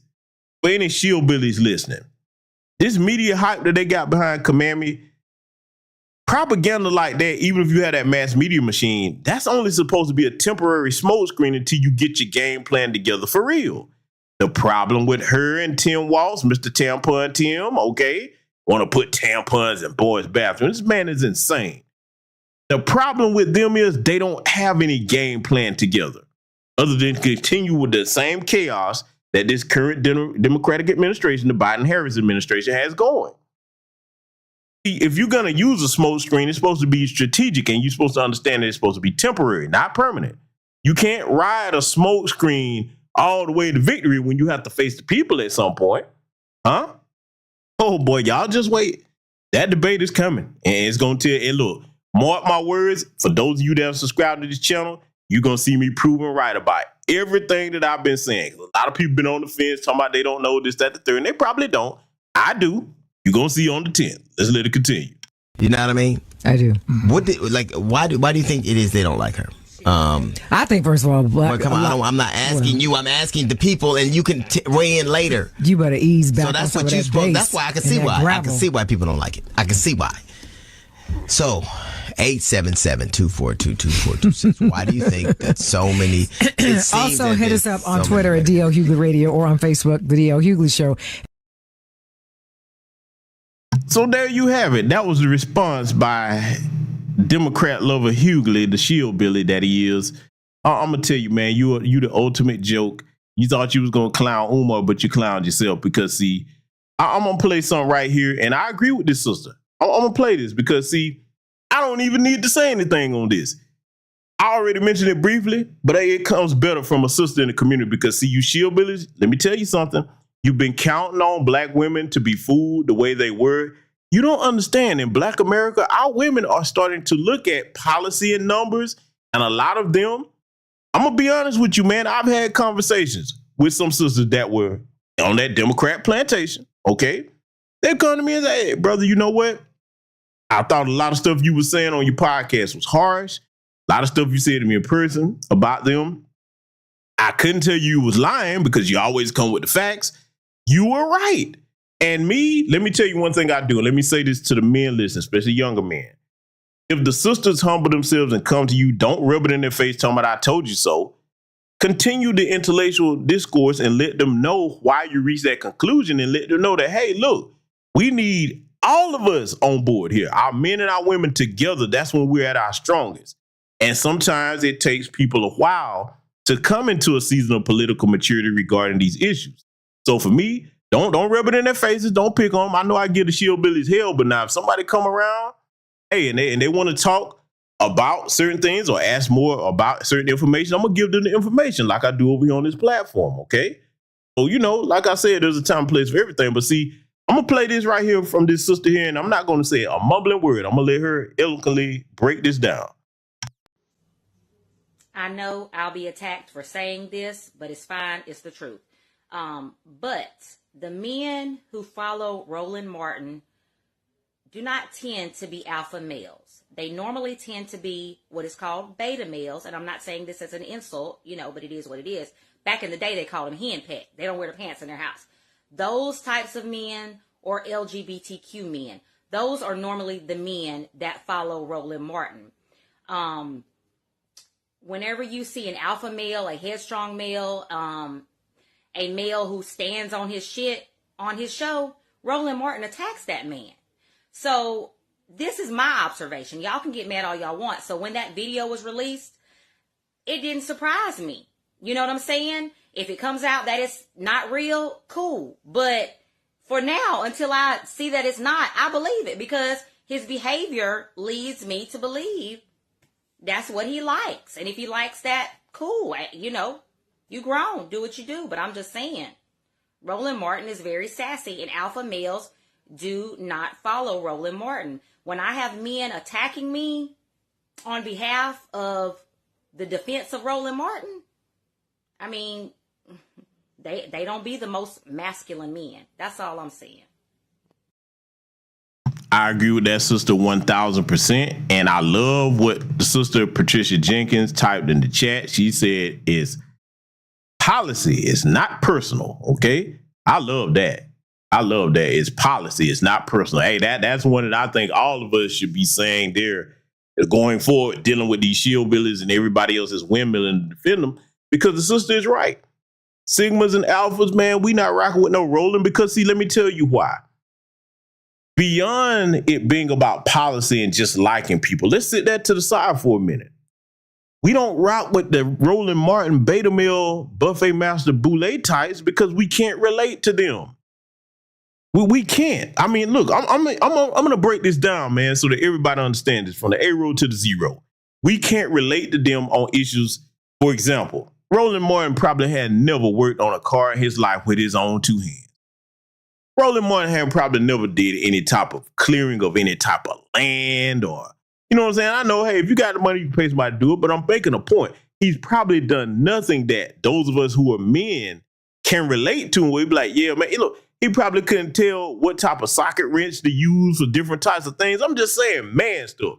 Probably, I mean, I guarantee you, I wouldn't be surprised if something tear up in his house, man. He got to call somebody to fix it all the time. I'm going to tell you right now, all right? You keep calling folks to come fix stuff over to your house and you got a wife if you want them. I ain't what's understood don't need to be explained. I mean, you better get some skills under your belt out here if you're a man. Okay, it's all right to do that if it's something so far beyond your expertise that you can't do that safely. But the minor stuff, okay, you supposed to be able to handle that as a man. All right, that's all I'm saying. But see, when it comes to that, we can't listen to men that we can't relate to, especially when we see you bending over backwards, okay, or frontwards or sideways, or however Boule Martin likes to do it. For these Democrats, okay, these shield billies, man, no, we don't respect them as men. And that talking at black men like the Tiffany Cross and the rest of them, just get behind your women and vote. No, ma'am. Our place for those of us that actually were born and raised into a leadership role in the community, we don't do that. Look, let me tell you something. I say this with all due respect. The only way that we're supposed to get behind the women as far as leadership is if, one, they're actually more qualified than us on a certain thing as far as their knowledge and expertise, or number two, is if we're just incapable of doing it. Okay, I'm talking about somebody's hurt or not mentally fit to do that. Okay, hey, then it's about the best person on the team, regardless whether you're a man or a woman. That's how that's supposed to work. Other than that, the default position is for us to be out front.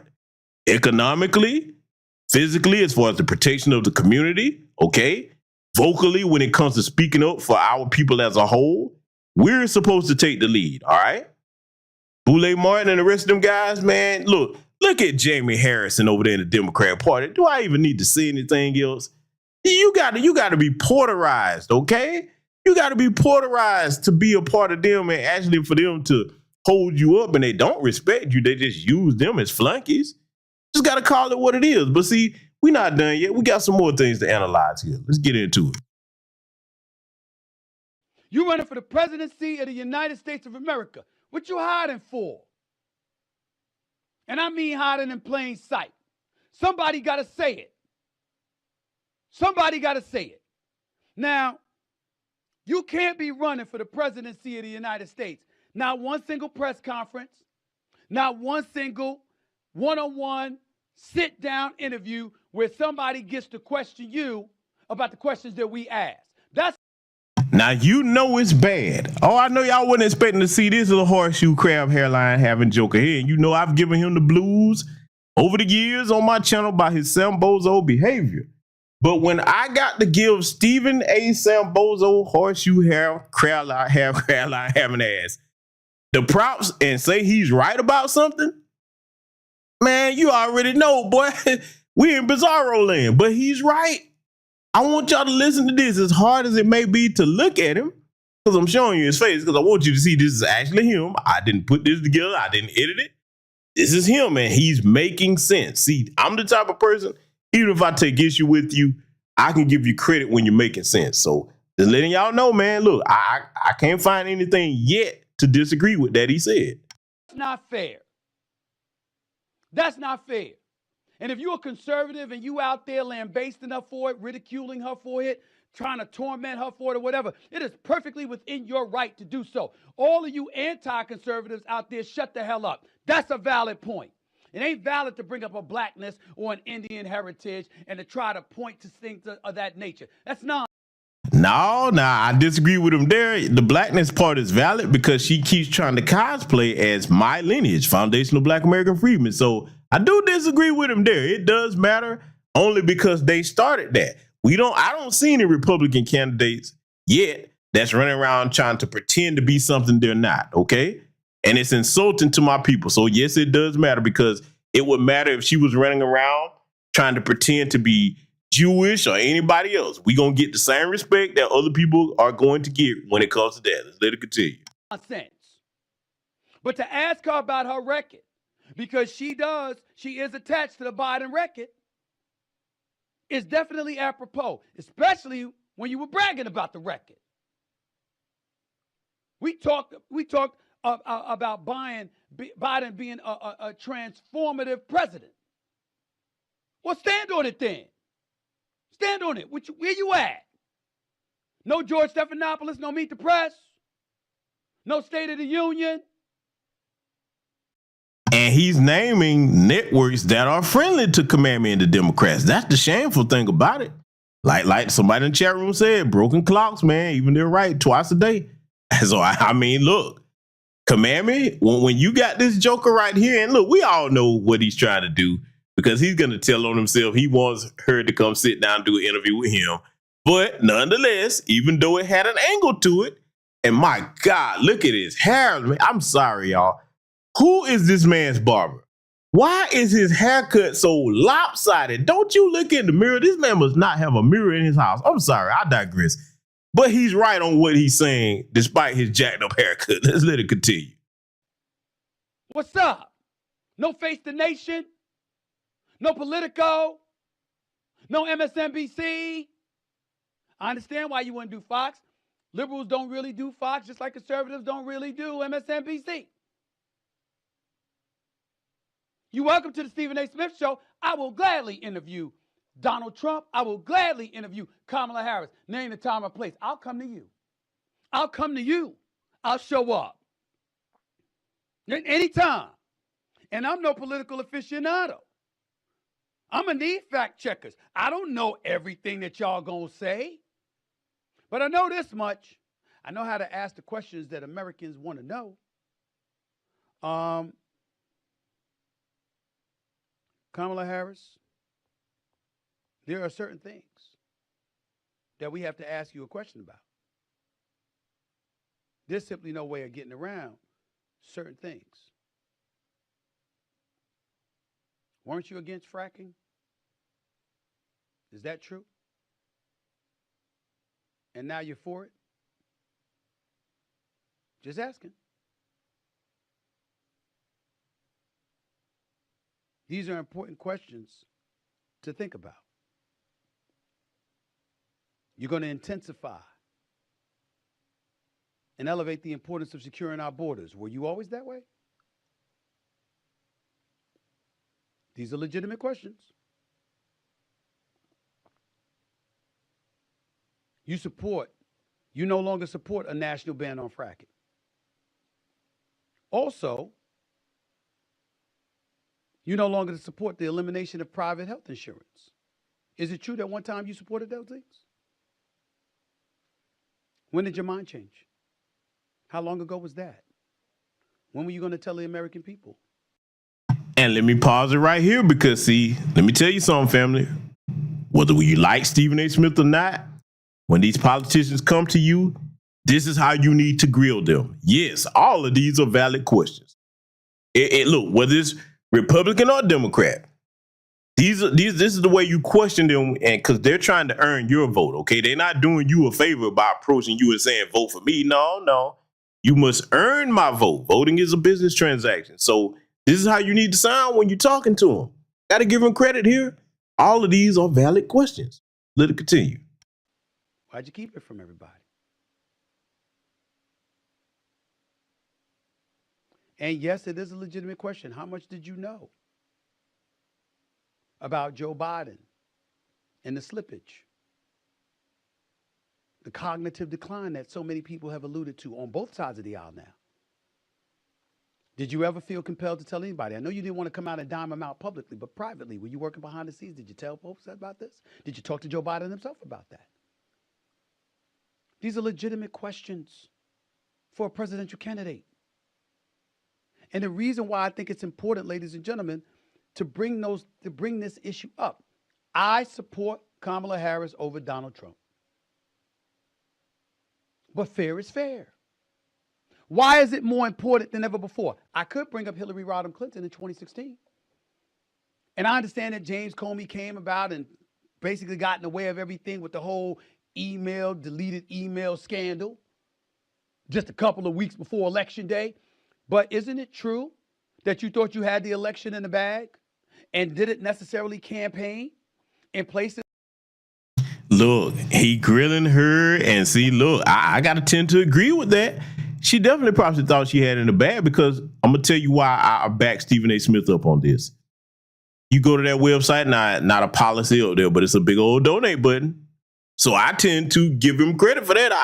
Until evidence comes out to the contrary, I'm looking at what we're seeing, okay? And that's a good question the sister Goddess Navi asked in the chat room. I wonder how the shield bill is going after Stephen A. Smith. I need to look into that.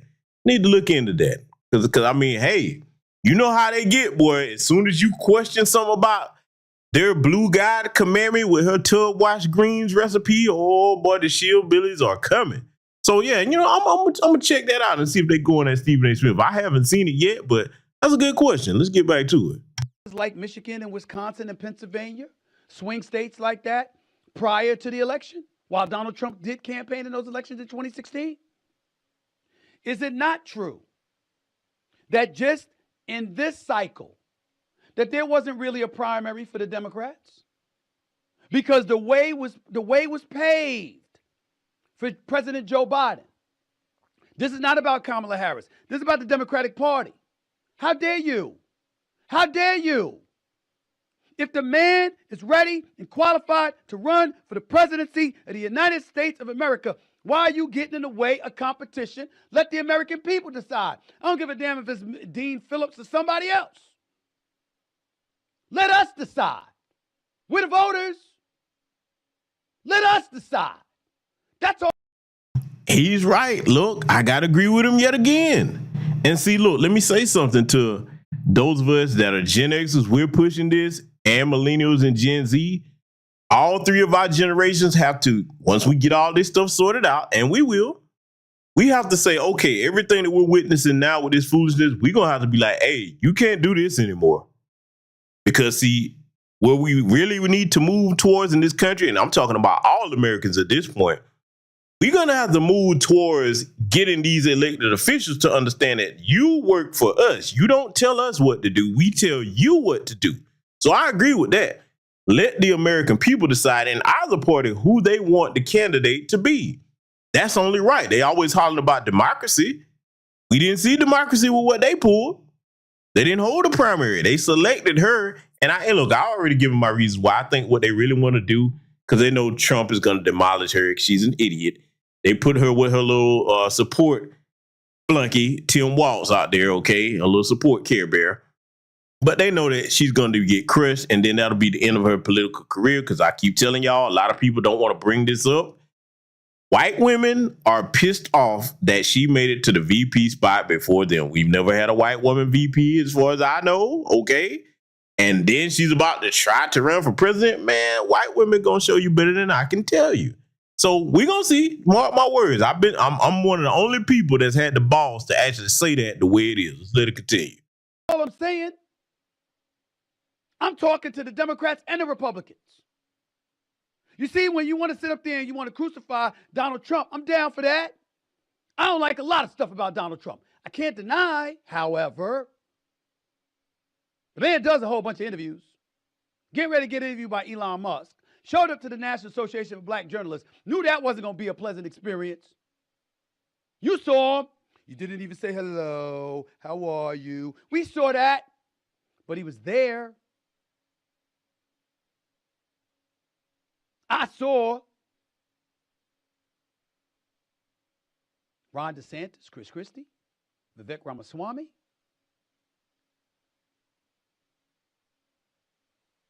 Nikki Haley. I saw people trying to knock him off in the primaries. The Republican conservative folks in this country spoke. We want Donald Trump, they said. Okay. 2 impeachments, $454 million civil case, 34 felony convictions. They said, we don't give a damn. He's our guy. Did we really get to make that choice about Joe Biden? We didn't. Because there was no primary. Perhaps if there was competition, perhaps if he had to compete for the position, and we heard other voices emanating from the Democratic side, from the left side, from the progressive side, we would have felt better. But the road was paved for Joe Biden to cakewalk to the Democratic convention to be the official Democratic nominee until he showed up for a debate on June 27th. And all hell broke loose thereafter. Had it not been for that, all we would have been doing was talking. But he still would have showed up in Chicago a week from now for the Democratic National Convention and pushed in as the Democratic nominee. Wait a minute. If that's the case, what's right about that? Now, you Kamala Harris, let me say this. I'm not saying this to malign you. I'm saying this because I believe in you. I believe you show up on a debate stage against Donald Trump and you'll do your thing.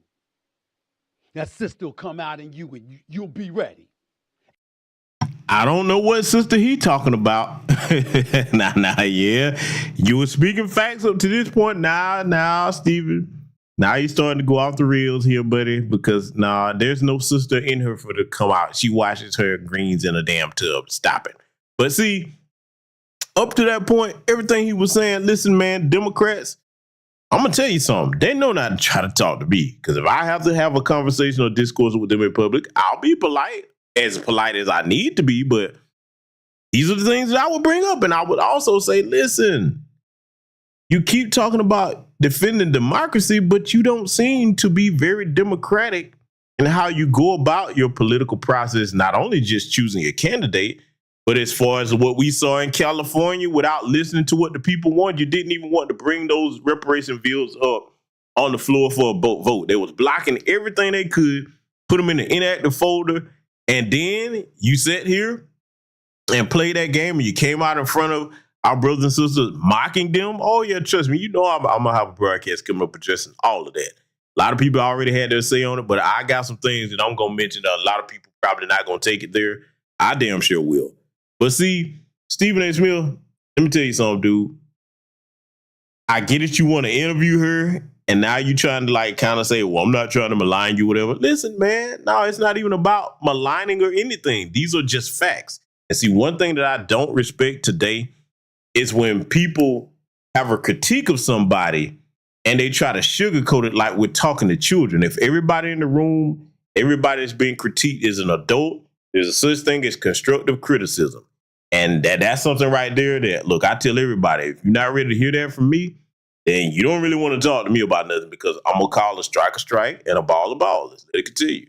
As you stated eloquently during your first press conference as the presumptive nominee, I know Donald Trump's type. So you can handle your business. I believe. Do you believe? What's up? this strategy that everybody's invoking. Let's not say anything. I'm not saying the strategy wasn't good to this point. But remember, I was the one that said a year ago, we needed a new president for the next election. Joe Biden can't be the guy. Y'all waited about 8 months, but everybody found out I was right. And I'm telling you now, Vice President Harris, this strategy that is working, that has you up in the polls, where you showing up at rallies, and that's pretty much press conferences and interviews, that is not going to fly for much longer. You're coming out with your economic plan this week, supposedly. Can't wait to see it. Fracking, private health insurance, our borders. We want to hear about that. I want to see you interviewed by George Stephanopoulos. Hell, I want to see you interviewed by Joy Reid. I want to see you interviewed on Meet the Press. I want to see you on Face the Nation. I want to see you on State of the Union and with Jake Tapper. I want to see those interviews. The American people want to see those interviews. Because if you don't, or you wait too long, then the momentum's going to slip. See, all the left needs to do is show fight. Stand on your record. Most American people want things a certain way. Some American people want things another way. Okay, cool. Make your case. But don't do it by circumventing the process.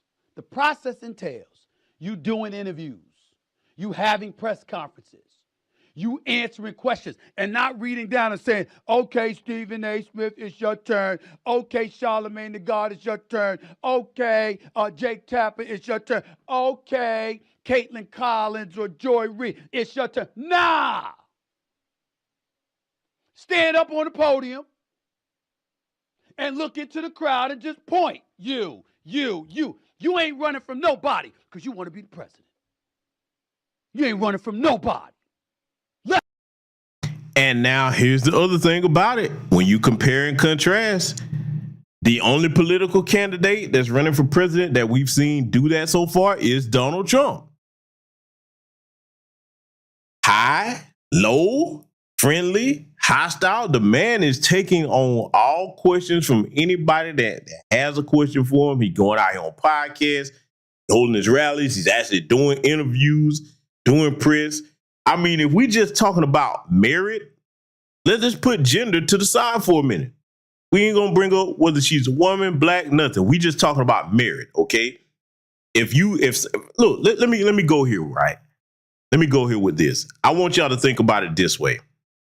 If somebody ran down the list of what both political candidates are doing, and you didn't know whether there was a man, woman, black, white, or whatever, and you just going off of what they're doing to earn the vote, it would be clear who's actually doing this or campaigning like they actually want to get it. So if you had to judge off just merit up to this point, think about it. Do you believe that somebody really wants a job if they just stay ducking and hiding from doing interviews or anything? They're not trying to tell you what their resume is like. If you ask them about that, I can't give you that. I'm just saying. Then you have the other candidate that's, hey, they cooperating with everything that you asked for, when to do a background check, all of that. So I'm just saying, if you had to judge up to this point off of merit, it would be clear who you would have to vote for at that point, just off of merit alone, without putting in any other factors. Let it continue. Let's go. Let's go. You 19 years younger than Donald Trump. You swear you more honest than Donald Trump, more ethical than Donald Trump, more decent than Donald Trump. Okay, let's go. Let's go. Let's go.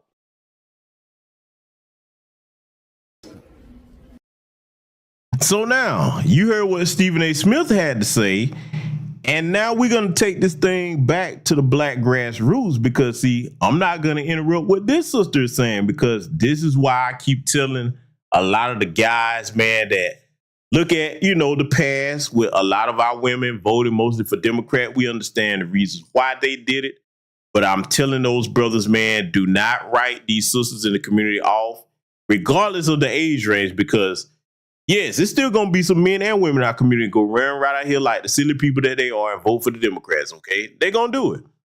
But do not blanket that across all of our sisters in the community, because you have those like this elder right here, and I'm going to let her speak in her own words and see, look, she's not alone. There's a number of sisters that are like, no, this disrespect that you pulled in California and everything else. See, here's the thing. This is one thing I know about our women, okay?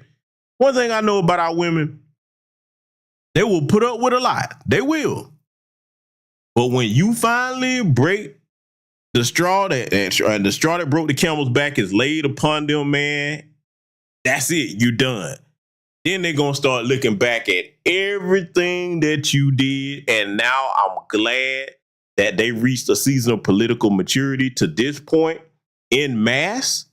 And they're starting to say, hey, not only did you do wrong by us right here, we got to go back and look at, when we was rocking with you and overlooking all of this other stuff. Now they pulling up that political record. Oh, yeah, they're going way back with it. I know I've had conversations with sisters, man, from all across the country. Oh, man, boy, like I told you, you put it like this. Don't believe nothing I'm saying. Think back to when Don Lemon went out there on the streets and he was interviewing people. You saw the responses he got, and he was even shocked to a certain degree. Huh? So here's another real-time version of that, and this sister right here speaks for many. I'm going to let this play, and I'm not going to interrupt her because she's cooking on this. You don't hang no signs about black people hating on immigrants, because black people ain't got no reason to hate on no immigrants. Oh, no, but the immigrants got we no reason to hate everything y'all on us. are in there, son. Let me tell you something. You get them signs down. Anytime that ordinary Lawson and Silverstein and what's that other? Cesar They sit up Lopez. here and talk Lopez. about how they should get a hate crime bill because swastikas was in Ziploc bags in that community. They hung this in our community. We want it off the polls. We want that to be the beginning of a hate crime. And that organization, which is a white liberal organization, like in the words of Malcolm X, who told us what? That the white liberal is the worst enemy to the black man. Yes. And To he the is black American. coming up in here acting like y'all representing some social justice. Say that, When all sister. along, Say all that. you're doing is trying to use black people Say to that. find a reason to make some money. Say Let that. me tell y'all something over there. We're done. The Democratic Party is done. You ain't gonna mess with us like Y'all this gonna no abuse more. us. I'm telling you what I'm They telling get to you. abuse the black Trump American. gonna come in here and gonna clean it up. I'm telling you, Go ahead. the ones that have a righteous heart. You leave the Democratic Party. Do just like RFK Jr. Just do like that Tulsa lady. You better get up out the Democratic Party. Save yourself. Save your families. Save your dignity. Save your jobs. And save your seat. Because if y'all don't, we coming for your seats. We ain't taking this no more. We ain't taking no disrespect from a bunch of people who have broke into the country and now have completely broke the city, have completely broke the country, have completely disgraced the United States of America. America is a disgrace. And for us, oh my God, what a solution. You give us a fake, black, cackling hand of a candidate with a vice president that's talking about he want to put tampons in the boys' bathroom. Anybody do this? The number one function of a president is to be the commander-in-chief. You tell me anything about a Kamala Harris that look like she can protect this country after y'all have sat up here and let it get her overridden with a bunch of illegal immigrants. Y'all have sat up here and put America's hands in all kind of wars. And you telling me a tampon man that ran from duty don't even know what his rule was. Kamala Harris, who don't know what race she is, gonna protect this country? The devil is a lie. Y'all better get some signs down. Yeah. I know that. Let me tell you something. That's the fire and the spirit that I recognize from our foundational Black American freedmen sisters. That listen, I feel everything that sister was saying, and she had every right to say that. And she speaks for many of the sisters in my lineage that are not putting up with that crap, okay? Listen, man, let me tell you something. You shillbillies, you in for a rude awakening come November, and you're going to get a preview of that in a couple of days on September 10th when that debate is held between Kamala and Donald Trump. You're going to see exactly why a lot of us were saying that all that media hype is not going to help her. There's only one thing that I would have added to what that sister said. She should have said, instead of saying, if you don't, she should have said, nope. There's no if in it at this point. For everything that you've done to us, you're going to be replaced. You're going to get political punishment. We're not going to give you time to do any more because the time to do right by American citizens, and that's exactly what foundational Black American freedmen are, was before it got to this point. That's the only thing I wish she would have said different. Other than that, that sister was spot on, family.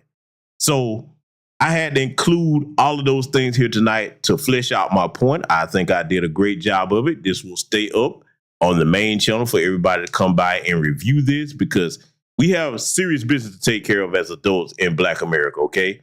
The time out for the playing and the shucking and jiving that the shillbillies got going on, we putting all that to the wayside. And see, let me say something directly to the Gavin Newsom crowd over there in California. I saw how you came out trying to defend your shillbillies there in the California Legislative Black Caucus.